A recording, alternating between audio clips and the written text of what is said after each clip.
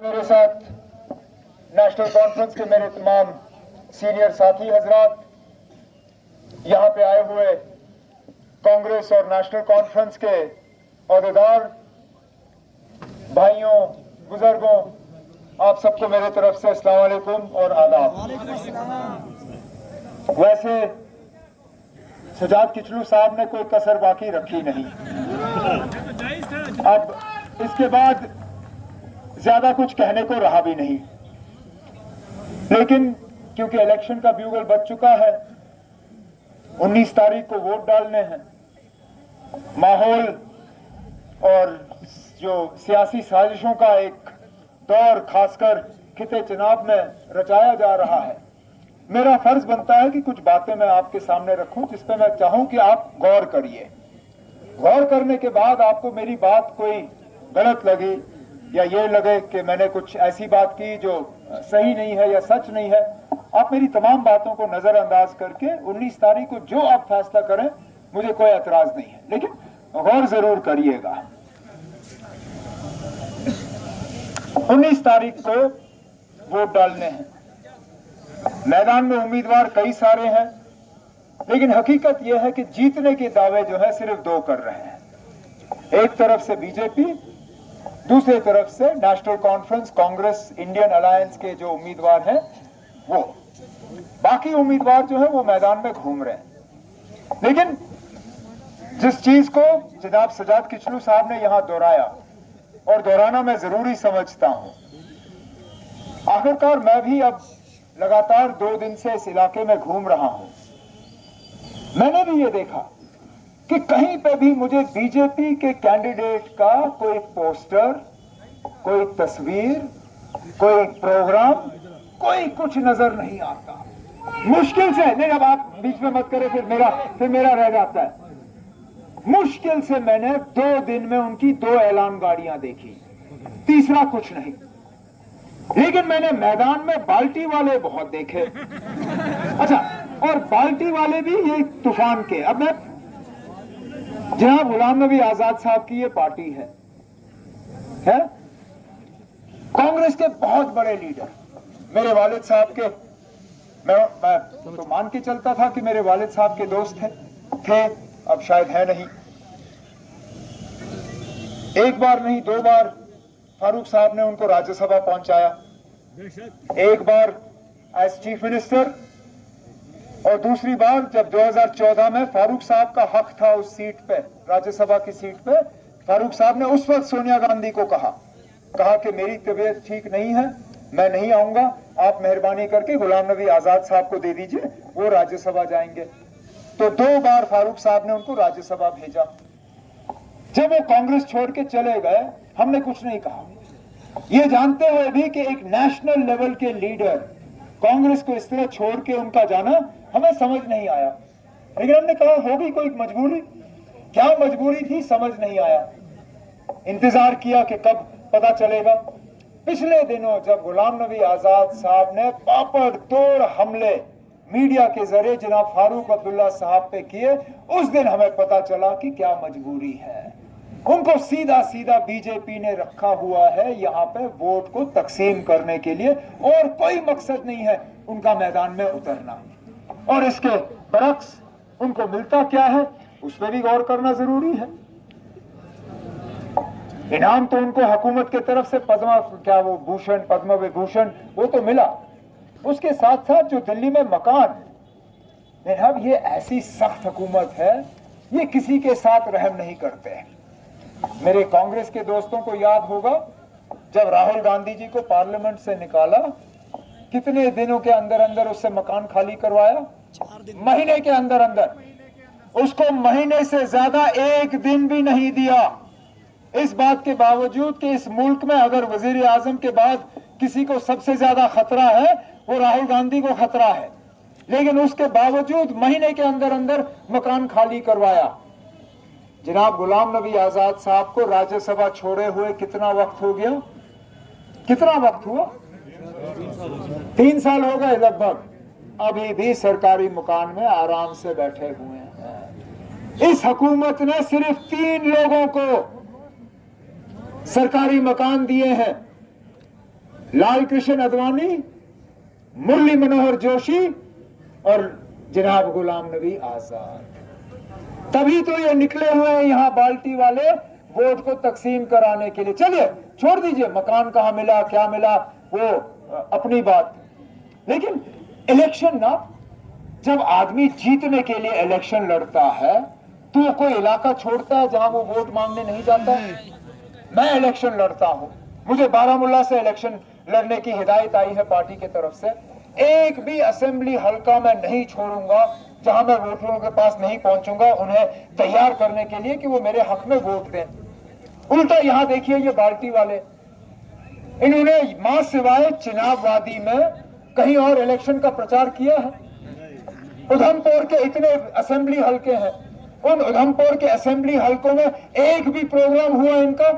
एक भी नहीं। कठुआ में 6 असेंबली हल्के हैं, कठुआ में एक भी इन्होंने प्रोग्राम नहीं किया। यहां तक कि रामबन में भी इनका प्रोग्राम नहीं हुआ है। क्यों नहीं हुआ है? क्योंकि अगर यहां पे प्रोग्राम होगा नुकसान बीजेपी को होगा। अच्छा चलिए, उधमपुर और इस पार्लिमानी हल्के की बात हम छोड़ें। आजाद साहब ने कहा था कि मैं जम्मू कश्मीर में एक पार्टी बना रहा हूं। जम्मू कश्मीर में 5 असेंबली हल्के हैं, है या नहीं है? उधमपुर, जम्मू, अनंतनाग, श्रीनगर, बारामूला। मुझे यह बताइए ना, इस उधमपुर हल्के पार्लिमानी हल्के के अलावा किसी और पार्लिमानी हल्के में बाल्टी वाले खड़े हैं या नहीं? एक में भी नहीं। जम्मू में भी उधमपुर, जम्मू में भी इन्होंने उम्मीदवार खड़ा नहीं किया। क्यों? क्योंकि जम्मू में अगर उम्मीदवार खड़ा करते उसका नुकसान बीजेपी को होता।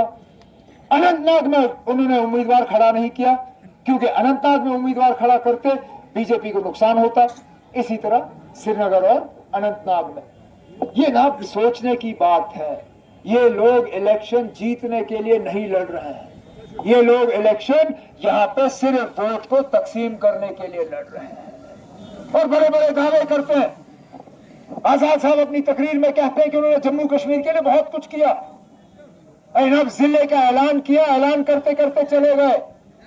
ऐलान को असली रूप देने वाले हम लोग थे जिन्होंने 2009 में हुकूमत बनाई और एक एक करके वहां हमने मुलाजिम तैनात किए ताकि किश्तवाड़ को सही माने में एक जिला मिले। यहां पे नौजवानों ने यूनिवर्सिटी की मांग की, वो मेरी हुकूमत है जिसने यहां पहला फैसला किया और कहा कि किश्तवाड़ को जो है यूनिवर्सिटी का कैंपस मिलना चाहिए। पावर प्रोजेक्ट, यहां पे आप कितने पावर प्रोजेक्ट, 4 बड़े बड़े पावर प्रोजेक्ट बन रहे हैं। खुदारा मुझे बताइए ना, मां सिवाय कुछ लोग जिन्होंने बीजेपी के जरिए अपनी मुलाजमत लगाई है, यहाँ कितने हैं आम लोग जनाब जिनको इन पावर प्रोजेक्ट्स में काम मिला है? ठेकेदार भी बाहर से, मजदूर भी बाहर से, इंजीनियर भी बाहर से, सारा कुछ बाहर से। यहाँ तक कि ये बिजली भी जो है, हमें इस बिजली को इस्तेमाल करने की इजाजत नहीं। रतला जैसा पावर प्रोजेक्ट 850 मेगावाट का, अगले 40 साल के लिए वो बिजली जो है वो राजस्थान को दी जा रही है। क्यों? हमें इस बिजली का हक नहीं? दरिया हमारी, आबो हवा हमारा, जमीन हमारी, सारा कुछ हमारा, बिजली राजस्थान को। इसी तरह कहां पे जनाब ये लोग तरक्की की बात करते हैं, कहते हैं इन्होंने एक खुशहाल जम्मू कश्मीर बनाया, लेकिन जब हम खुशहाली को ढूंढने की कोशिश करते हैं कहीं दिखता नहीं है। मैं नौजवानों से पूछता हूं, बताइए ना, इन पिछले 5 सालों में कहां मिला आपको रोजगार? कौन सरकारी मुलाजमत कर रहा है?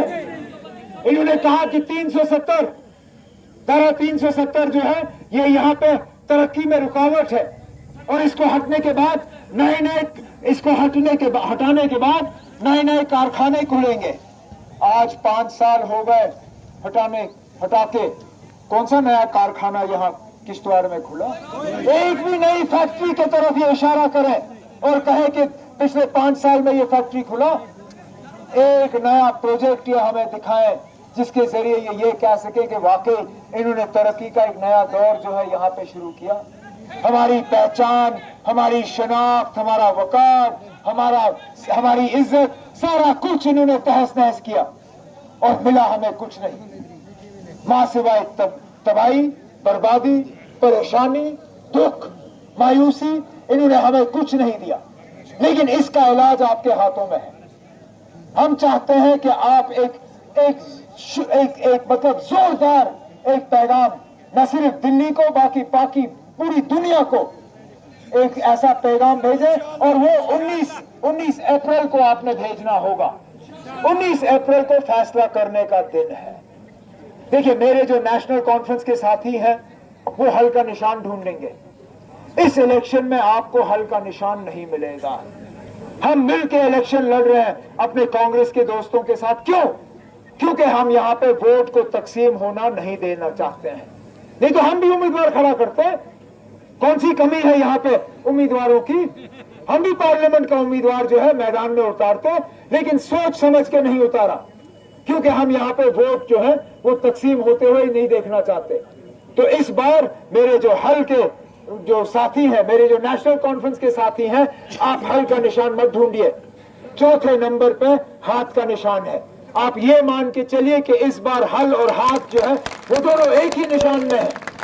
आपने वहां पे जाके इंडिया अलायंस के उम्मीदवार को, नेशनल कॉन्फ्रेंस के और कांग्रेस के उम्मीदवार को चौथे नंबर के बटन को दबा के उनको कामयाब करके आपकी नुमाइंदगी करने का एक मौका देना है।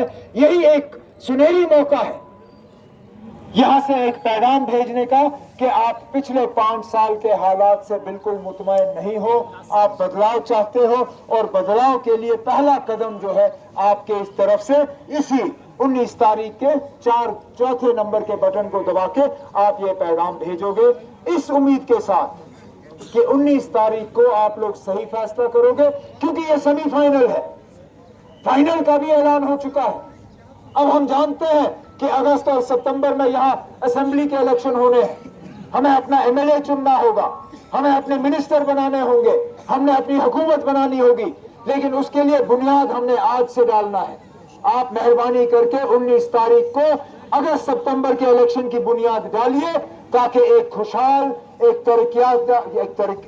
एक जम्मू कश्मीर जिसमें तरक्की हो, अमन हो, भाईचारा हो, एक नया जम्मू कश्मीर का नक्शा जो है वो खींचने में आप हमारी मदद करिए।